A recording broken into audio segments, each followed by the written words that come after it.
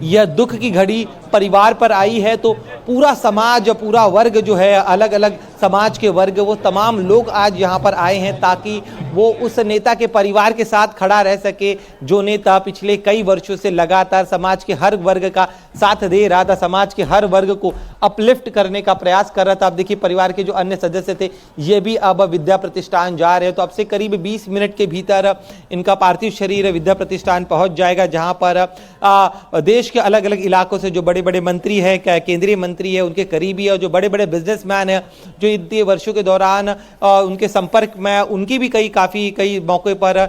मदद जो है अजीत पवार ने की। तो तमाम लोग आज इस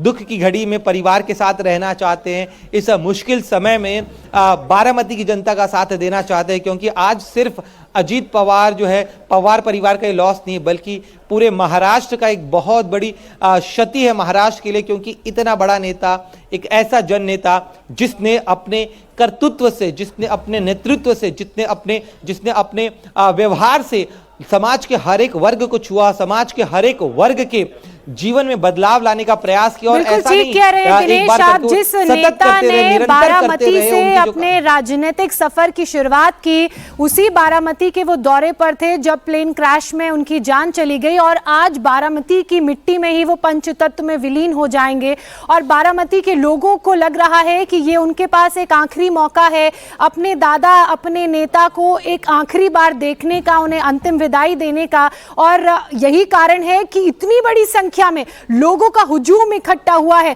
चाहे अस्पताल के बाहर की तस्वीरें देखें, हम उनके पैतृक निवास की तस्वीरें देखें, या उस मैदान की तस्वीरें देखें जहां अब से कुछ ही देर बाद अजीत पवार का अंतिम संस्कार होगा। तैयारियां पूरी कर ली गई हैं। उनका ये जो आप वैन देख रहे हैं, इसी वैन में अजीत पवार का जो पार्थिव शरीर है वो अब अंतिम यात्रा के लिए निकल चुका है। बड़ी संख्या में पुलिस बल की मौजूदगी है, सुरक्षा के पुख्ता इंतजाम किए गए हैं, लेकिन कार्यकर्ता और समर्थकों की बात की जाए दिनेश, तो उनके आंसू रोके रुक नहीं रहे हैं। जी, स्वाभाविक है, एक नेता जिसने इतना सब कुछ किया है उन लोगों के लिए, जिसने बदल लाने के लिए, जो परिवर्तन लाने के लिए समाज के हर एक वर्ग के व्यक्ति के लिए कोशिश की है, और उनको न सिर्फ उनके जीवन में विकास लाया, बदलाव लाया, बल्कि आने वाली पीढ़ी जो खासतौर पे जेनजी का मैं लगातार इसलिए जिक्र कर रहा हूँ क्योंकि 66 साल के होने के बावजूद भी महाराष्ट्र का जो जेनजी है, खासतौर पे ग्रामीण इलाके के जो युवा हैं, उनमें भी अजीत पवार को लेकर एक बहुत बड़ा क्रेज था, क्योंकि अजीत पवार ने इस एज गैप को जो है अपने प्रोग्रेसिव विजन के जरिए, अपने नेतृत्व के जरिए और रोजगार के जो है साधन संधियां उपलब्ध कराकर इन जेनजी के जीवन में भी बड़ा बदलाव लाया है। खास तौर पर ग्रामीण इलाके का, ये महाराष्ट्र की अगर मराठवाड़ा की बात करूं, पश्चिम महाराष्ट्र में तो फिर भी यहाँ पर स्थितियाँ काफ़ी अच्छी है खेती को लेकर, लेकिन मराठवाड़ा काफ़ी पिछड़ा इलाका है। यहाँ पर युवाओं को पढ़ाई खत्म होने के बाद दूसरे शहरों में रोजगार करने के लिए जाना पड़ता है। खेती में उन्हें उतनी ज़्यादा सुविधाएं नहीं मिलती थी, लेकिन उन तमाम लोगों को खेती में भी वो किस तरह से तरक्की कर सकते हैं उसका शिक्षण उन्होंने दिया, प्रशिक्षण उन्होंने दिया। और अब वो जो मराठवाड़ा के कई इलाकों में जो युवा हैं वो अब अपने गांव में रहकर खेती कर रहे हैं, अपने जीवन को आगे बढ़ाने का प्रयास करते हैं। तो ये सब कुछ संभव हो पाया सिर्फ और सिर्फ अजीत पवार की वजह से। यही वजह है कि बड़े बुजुर्ग, महिलाएं, युवा में आए हुए हैं। दादा के मतलब अजीत पवार के साथ हमारे समाज का बहुत ही लगाव था, अभी से नहीं पहले से, सालों से। ये हमारे सेक्रेटरी साहब, इनसे आप आवे ना रेडी, हाँ,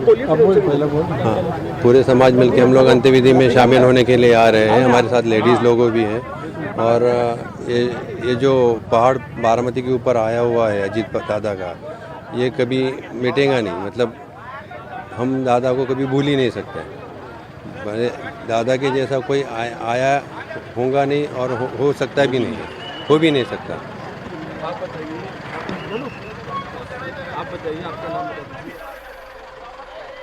देखिए, आज हर धर्म, हर समुदाय का व्यक्ति जाति और धर्म से ऊपर उठ के अजीत पवार को याद कर रहा है, क्योंकि अजीत पवार ने जाति और धर्म से ऊपर उठ के हर तबके के लिए, हर समाज के लिए, हर वर्ग के लिए काम किया है। और यही कारण है, चाहे मुस्लिम समुदाय के लोग हों, चाहे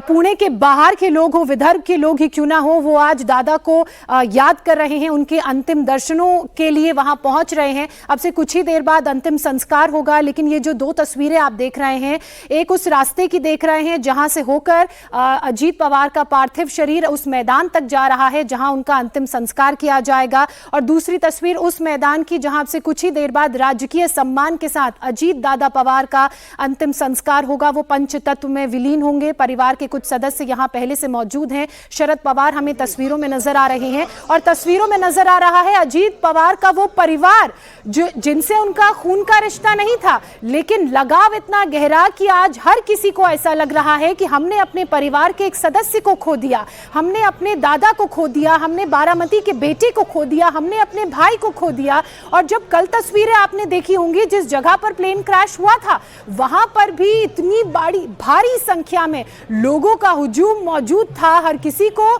इस बात का विश्वास नहीं हो रहा था कि ये विमान जो दुर्घटनाग्रस्त हुआ, इस विमान में अजीत पवार सवार थे। हर कोई किसी चमत्कार की उम्मीद कर रहा था, लेकिन